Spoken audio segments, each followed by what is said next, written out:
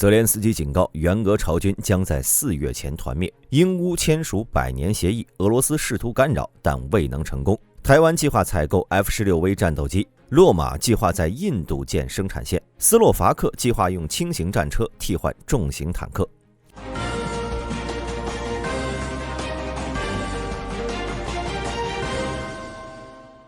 根据最新情报，若朝鲜部队继续以当前高损失率参与战斗，预计到2025年4月中旬，驻扎在库尔斯克州的约12000名朝鲜军人将可能全部在战斗中伤亡。乌总统泽连斯基在2025年1月初表示，截止目前已经有3800名朝鲜军人在库尔斯克州战斗中伤亡。乌克兰国防部长乌梅罗夫在2024年11月5号透露，朝鲜部队在库尔斯克州参与了小规模冲突。然而，俄罗斯军事博客作者从12月6号起开始声称，朝鲜部队已经开始了参与更大规模的战斗。因此，从24年12月初以来，朝鲜部队可能每天遭受约92人的伤亡。据报道，朝鲜已经向库尔斯克州派遣约12000名军人。如果朝鲜部队继续遭遇如此高的伤亡率，预计在未来12周内，这些驻库尔斯克的朝鲜军人将可能全部伤亡。据韩国国家情报院2025年1月13号的报道，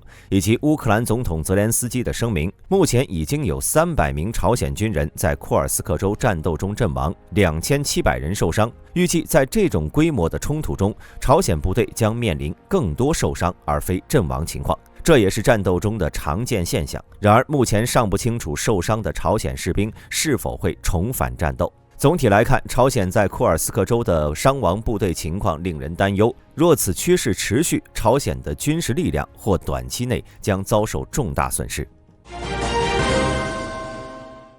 25年1月16号，乌克兰总统泽连斯基与英国首相斯塔默签署了一项具有里程碑意义的100年伙伴关系协议，标志着未来100年乌英合作的正式确立，并承诺继续支持乌克兰。该协议明确了英国对乌克兰未来可能加入北约的承诺，旨在保障乌克兰安全，并强调了加强双边防务和安全关系的重要性。此外，协议还涵盖了在海上安全、经济贸易、能源、气候及司法领域的合作。在当天的新闻发布会上，斯塔默表示，英国计划每年向乌克兰提供军事援助，并通过冻结在俄罗斯的资产为乌克兰提供一笔贷款。斯塔默还宣布，英国将扩大对乌克兰军人训练计划，并提供150门火炮，以及由丹麦资助的新的移动防空系统。当天，乌克兰首都基辅上空发生了一起俄罗斯诱饵无人机的防空拦截事件。事件发生时，泽连斯基正在与斯塔默会面。这一事件也再次凸显了俄罗斯远程无人机对乌克兰的威胁，尤其是那些未携带武器、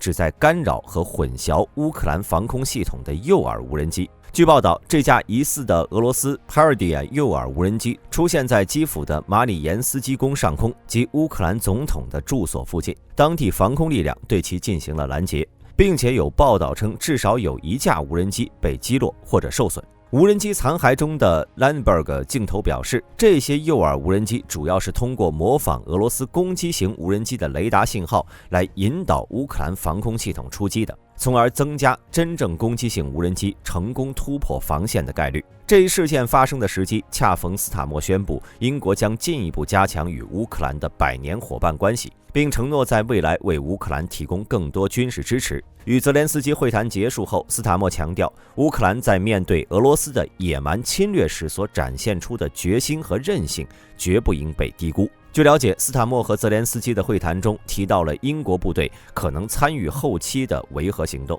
并讨论了英法两国士兵在乌克兰战后派遣参与和平执行任务的潜在选项。与此同时，英国继续在对乌克兰的军事援助中发挥着领导作用，提供包括风暴阴影巡航导弹在内的高端武器，并为乌克兰提供训练和装备支持。随着新的防空系统即将从英国送往乌克兰，这一事件再次提醒了乌克兰面临的持续威胁，同时也强调了空中防御设备的迫切需求，尤其是面对越来越多的俄罗斯诱饵无人机。2025年1月16号，台湾防长顾立雄透露，台湾新采购的66架 F-16V BLK-70战机首架已完成组装，目前正在进行测试，预计将在2025年3月完成测试，并正式交付。这批 F-16V 战机的采购进度曾多次延误，原本计划24年第4季度交付的，但最终推迟到了2025年的3月。顾立雄表示，台湾正在通过每月电话会议、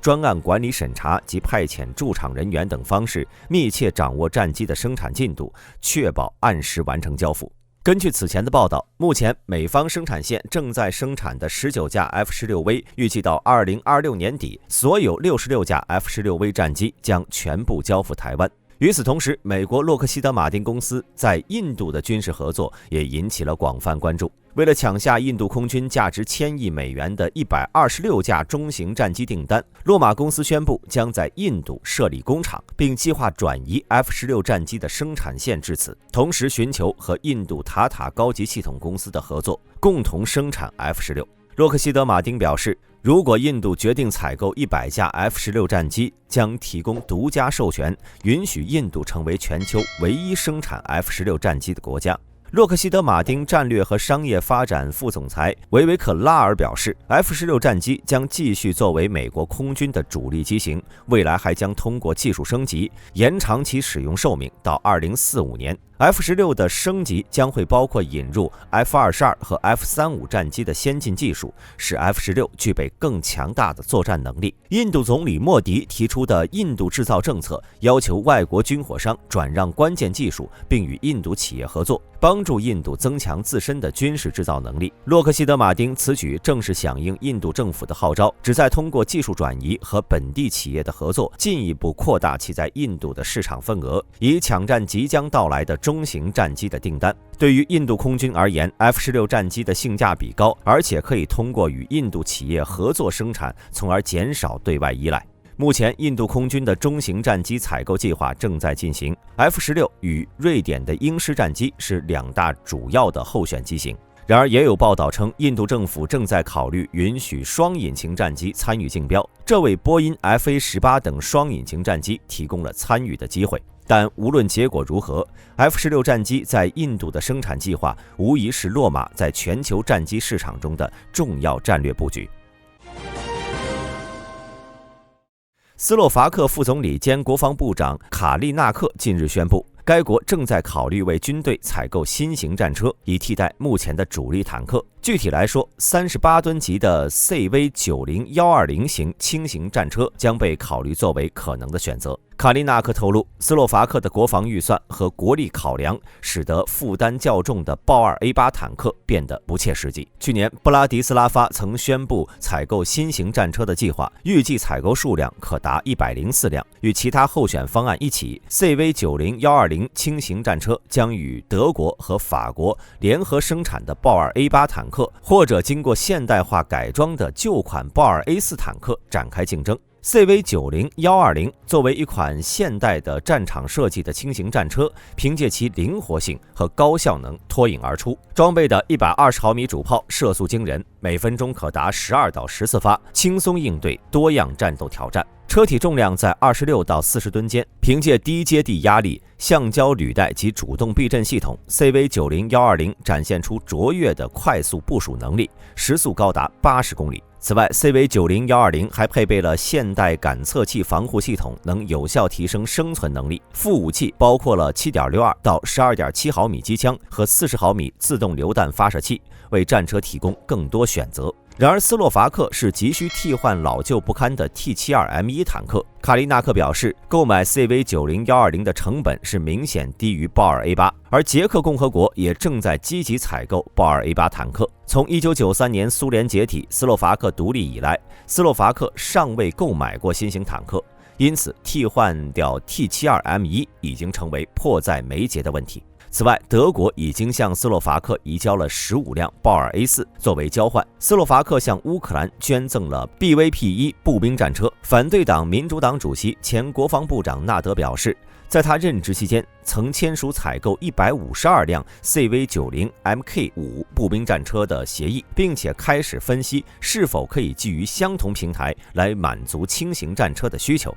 他认为 CV90-120 的提案十分有趣，虽然它和斯洛伐克即将投入使用的 CV90 属于同一平台，但配备了不同的火炮。相比重型豹系坦克， CV90-120 重量仅为豹2的一半，不过，斯洛伐克财政部长拉迪斯拉夫·卡梅尼茨指出，政府计划通过改变增值税税率，额外筹集10亿欧元，以应对2025年预算赤字的削减。尽管如此，斯洛伐克的国防预算仍面临压力，因为预算削减和民生建设计划的低效。纳德强调，尽管 CV90-120 成本是低于豹二 A8 的，但并不像卡利纳克所称的那样便宜。此外呢，斯洛伐克国防部通过美国对外军事融资计划购买了 M4A1 突击步枪，以及计划购买12架毒蛇攻击直升机和地狱火2导弹。这些国防采购计划进一步说明了国防预算的紧张状况。本期视频到此结束，欢迎各位在评论区留言讨论。我是大兵，我们下期再见。